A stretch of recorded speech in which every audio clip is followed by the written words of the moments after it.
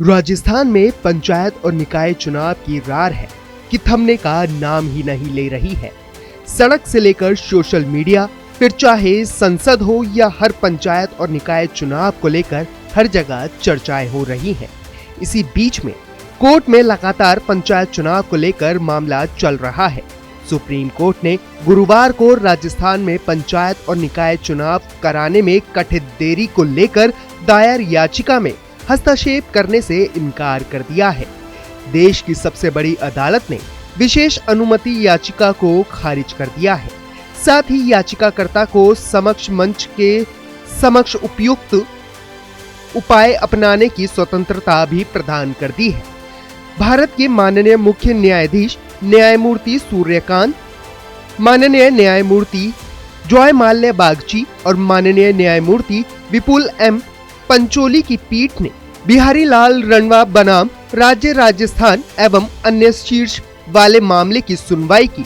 याचिकाकर्ता की ओर से अधिवक्ता अंकुर रस्तोगी उपस्थित हुए, जबकि राज्य सरकार की ओर से अतिरिक्त महाअधिवक्ता शिव मंगल शर्मा ने पक्ष रखा। सुनवाई के दौरान याचिकाकर्ता ने ये तर्क दिया कि राजस्थान राज्य सरकार चुनाव प्रक्रिया को विलंबित करने का प्रयास कर रही है, जबकि इससे पूर्व सुप्रीम कोर्ट के सामने ये आश्वासन दिया गया था कि चुनाव प्रक्रिया 15 अप्रैल 2026 तक पूर्ण कर ली जाएगी। याचिकाकर्ता ने ये भी सुनिश्चित कराने के लिए शीर्ष न्यायालय से हस्तक्षेप का आग्रह किया कि चुनाव निर्धारित समय सीमा के भीतर संपन्न हो। वहीं पंचायत चुनाव में देरी के सवाल पर मंत्री ने स्पष्ट किया कि सरकार चुनाव टाल नहीं रही है। उन्होंने कहा है कि सुप्रीम कोर्ट के निर्देशानुसार ओबीसी वर्ग को राजनीतिक आरक्षण देने के लिए त्रिस्तरीय जांच जरूरी है।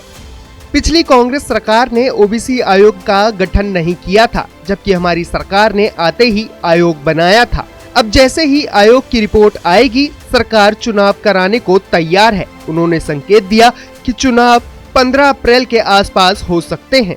उससे पहले भी सरकार चुनाव कराने को तैयार है।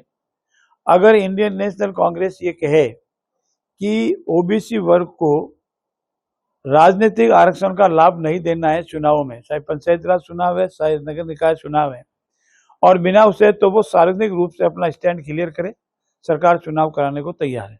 हालांकि सुप्रीम कोर्ट ने याचिका पर विचार करने से इनकार करते हुए कहा कि इस चरण पर वे इस मामले में हस्तक्षेप करने के लिए बिल्कुल भी इच्छुक नहीं है।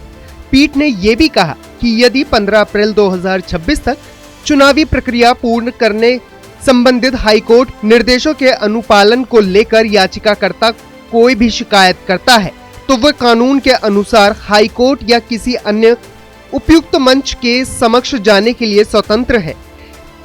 इसी वजह से विशेष अनुमति याचिका को खारिज कर दिया गया। साथ ही ये स्वतंत्रता दी गई कि परिस्थितियों के अनुसार याचिकाकर्ता समक्ष मंच के समक्ष उचित उपाय कर सकता है। इस आदेश के परिणाम स्वरूप यदि चुनाव प्रक्रिया से संबंधित समय सीमा या निर्देशों के उल्लंघन का कोई आरोप उत्पन्न होता है, तो याचिकाकर्ता हाईकोर्ट के सामने जाने के लिए स्वतंत्र रहेगा।